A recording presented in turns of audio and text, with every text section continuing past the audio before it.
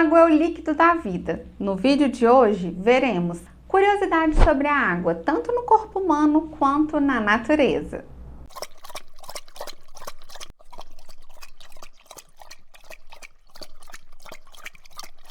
Vamos entender como a evaporação da água contribui muito para o PIB brasileiro. Vamos ver como que a água garante o frescor do filtro de barro e garante a nossa querida pipoca.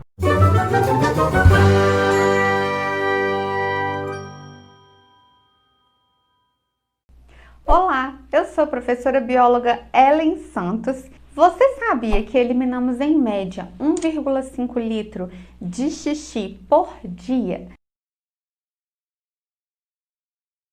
E essa água toda vai embora principalmente para a gente ficar livre da ureia. Vamos a mais detalhes. Sempre ouvimos dizer que o corpo humano basicamente é constituído por água. Mas onde está essa água líquida?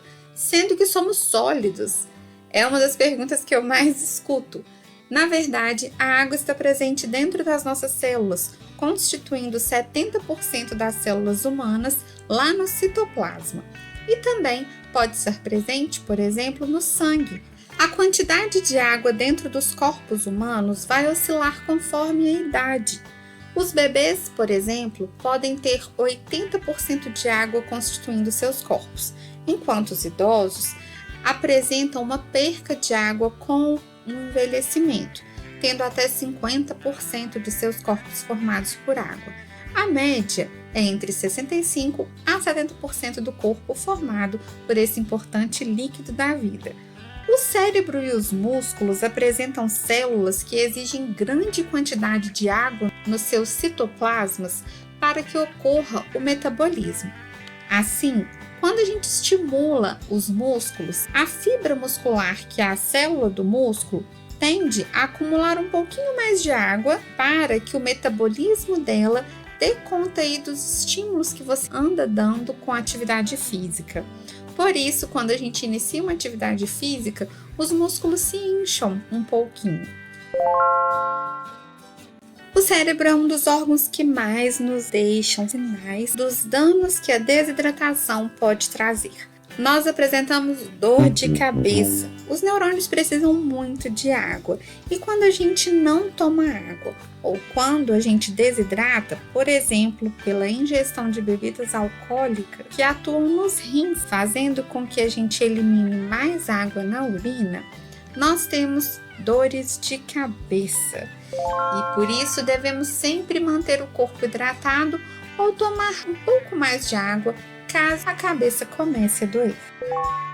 Além de entender os múltiplos benefícios que a água causa dentro do nosso organismo, também é importante percebermos que alguns fenômenos só existem graças a transformações físicas e químicas que ocorrem com a molécula de água.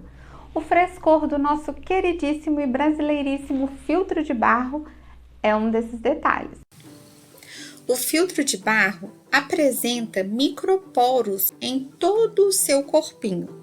Apesar dos nossos olhos não conseguirem perceber esses microporos, eles garantem com que a água evapore. A água apresenta um alto calor específico. Isso significa que para ela mudar do estado líquido para o estado gasoso, ela vai absorver calor da superfície, o que é ótimo, pois quando essa água líquida que passa pelos microporos do barro evapora, ela absorve calor do barro, fazendo com que o filtro fique sempre fresquinho.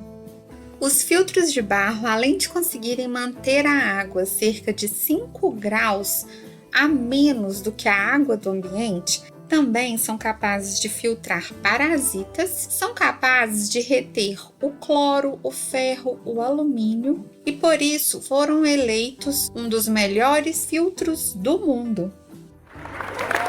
Se você fica preocupado porque no seu filtro aparece uma camadinha branca que lembra um mofo, fica tranquilo.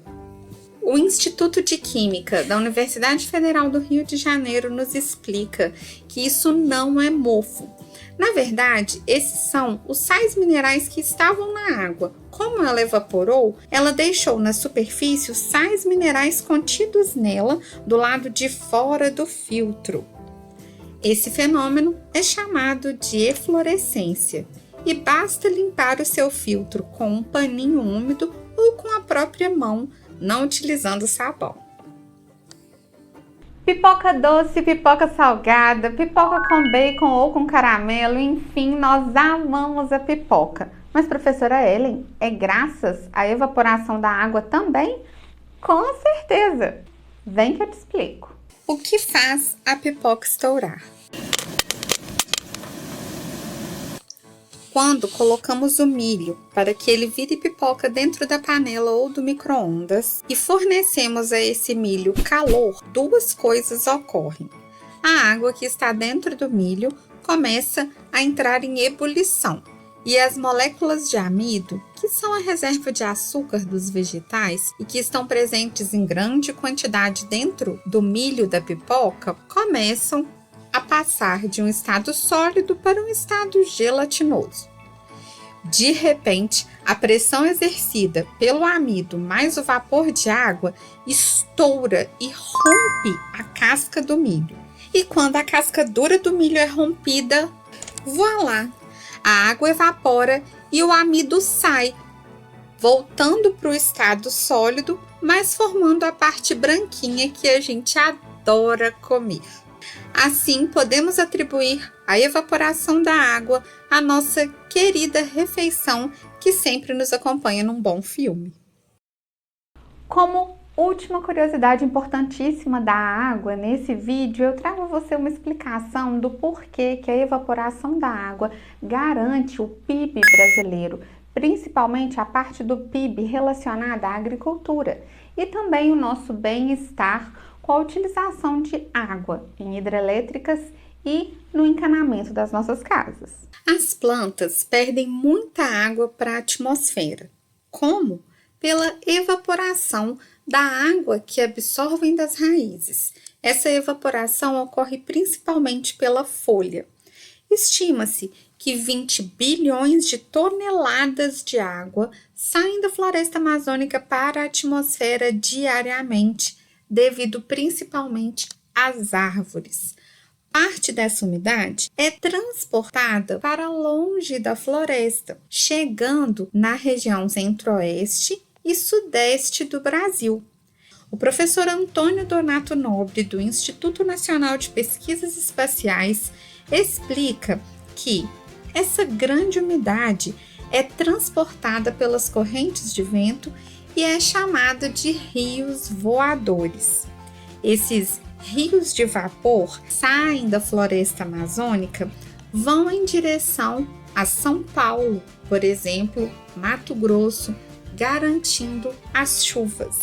O rio de vapor que sobe para a atmosfera, ou seja, os rios voadores, eles são maiores em volume de água que o rio Amazonas.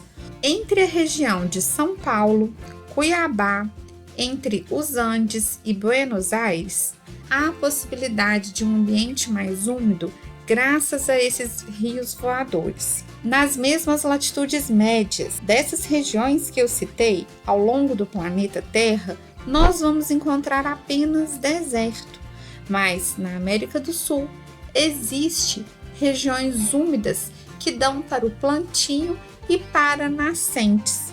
Ao olharmos as latitudes médias, vemos desertos como o Kalahari, na África, o deserto do Atacama, do outro lado dos Andes, o deserto Outback, na Austrália.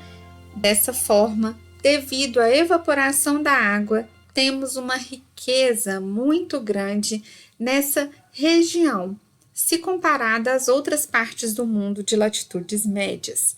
Vamos também agradecer a floresta e a evaporação das árvores. Olha, um vídeo como esse, além de rechear o nosso cérebro de conteúdos importantes, também nos deixa com muita sede, não é mesmo?